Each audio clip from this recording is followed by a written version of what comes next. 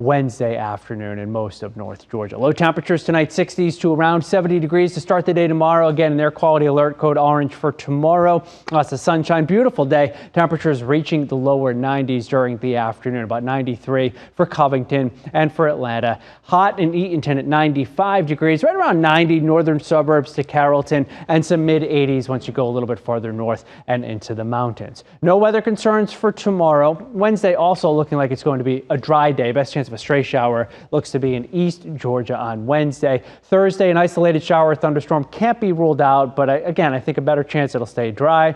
It's Friday, Saturday time frame that I do expect there to be some isolated pop-up showers and thunderstorms to contend with. Neither day, though, will be a washout. So if you have plans Friday, Saturday time frame, just keep a close eye on that forecast as we go through the rest of this week. Humidity certainly back into the picture too for the second half of this week. Here's Tropical Storm Ernesto. So Debbie moved out. Here comes Ernesto heading for the Leeward Islands. This one's going to move through the northern part of the Caribbean and then turn north somewhere around Puerto Rico and continue a north and then northeastward turn. Unfortunately, it looks like it could come pretty close to Bermuda as a fairly strong Category 2 hurricane this weekend with winds of 110 miles per hour. So once again, Bermuda right here in the center of the cone for Ernesto. Here's Atlanta's most accurate 7-day forecast. High temperatures staying in the 90s, although pretty close to 90 degrees Thursday, Saturday time frame. Right now, Sunday is my pick of the weekend. Isolated showers and storms on Saturday